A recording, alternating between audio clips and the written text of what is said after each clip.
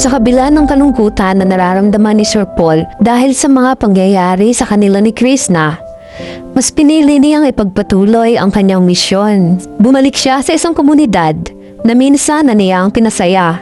Subalit may balitang hindi niya inaasahan. Ito yun guys, sa Adriano.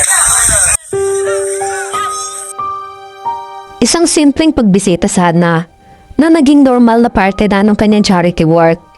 Pero sa pagkakataong ito, may kakaibang pakiramdam na sumalubong sa kanya. Isang lugar na minsan niyang pinasaya, pinatayuan ng bahay at binigyan ng pag-asa. Pero sa pagbabalik niyang ito, may isang bagay na tahimik na nagpabago sa buong karanasan niya. Ano ang nangyari sa batang inaasahan niyang makikita ulit? At bakit sa gitna ng pamimigay niya ulit ng tulong, biglang naging mabigat ang eksena? Bago po tayo magpatuloy, pakilike naman ang ating video at huwag na rin kalimutan i-subscribe ang channel para sa mas marami pang susunod na video. Sa pagpapatuloy, kung matatandaan, si Pugong Biyahero ay matagal nang kilala sa kanyang charity vlogs. Mula sa pagtulong sa mga katutubo hanggang sa pagbibigay ng mga simpleng pangangailangan, ito na ang naging core ng kanyang content. At kahit dumaan ang usap-usapan tungkol sa kanyang personal na buhay, hindi ito ang unang beses na siya ay tumulong.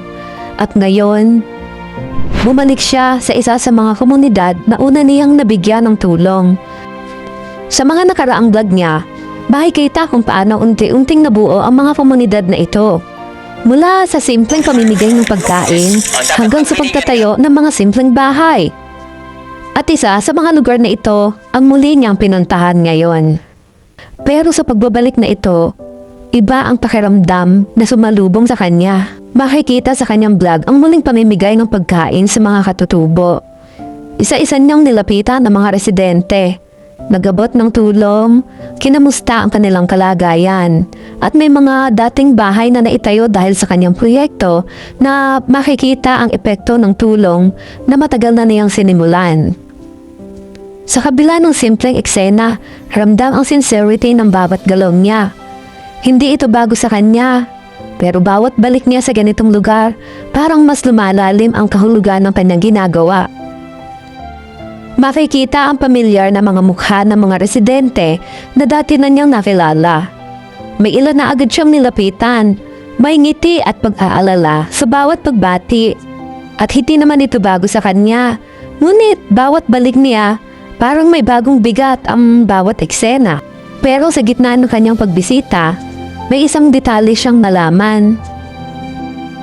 Habang nagpapatuloy nga ang pamimigay niya, napapansin niya ang ilang bulong-bulungan sa paligid. May mga pangalan pa nga paulit-ulit na binabanggit, pero hindi naman niya agad pinapansin.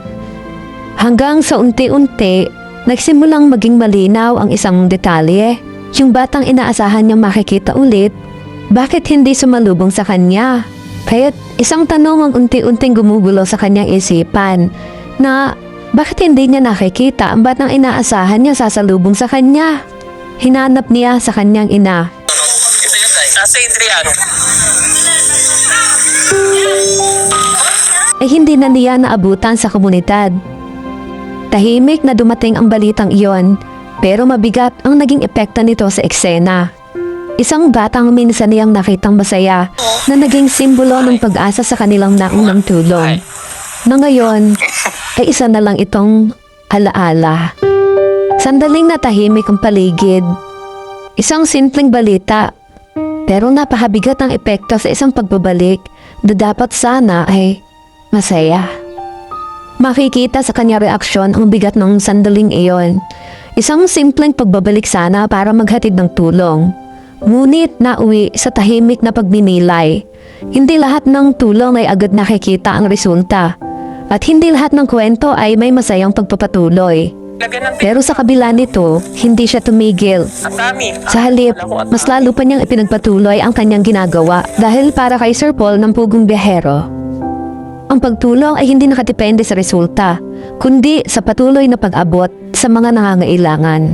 Sa huli, ang kwento ni Pugong Biyahero ay hindi lang tungkol sa mga viral na usapin o personal na buhay, kundi tungkol sa tuloy-tuloy na pagtulong.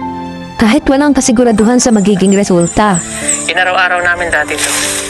2 years ago. Maaaring may mas malungkot na balita sa kanyang paglalakbay, pero nananatili ang isang bagay, ang kanyang layunin. Kaya patuloy siyang sinusubaybayan ng marami, hindi dahil sa ingay, kundi dahil sa epekto ng kanyang ginagawa. Sa mga oras na ito, nasa bukid na sina Sir Paul kasama si Mang Eli at ang buong team Pugong Biyahero. Matapos ang kanilang pagbisita sa Pugong Biyahero Village sa Agusan, hindi tumitigil ang kanilang misyon. Muli silang umakyat sa kabundukan para hanapin ang panibagong pagkakataon ng pagtulong sa mga katutubo. Isang patunay ng advokasya, serbisyo, malasakit at sakripisyo para sa kapwa. Mabuhay ka, Sir Paul, at ang buong team. Pinagmamalaki kayo ng maraming Pilipino at taga-subaybay sa buong mundo. At para sa mga updates, patuloy ko kayong bibigyan ng mga bagong yugto at kaganapan sa kanilang charity at pagtulong sa mga nangangailangan. Sa tingin niyo, mas tumitimbang ba ang mga ganitong kwento ng pagtulong kaysa sa mga isyong umiikot sa kanya noon? O ito na talaga ang tunay na dahilan kung bakit siya sinusundan ng marami?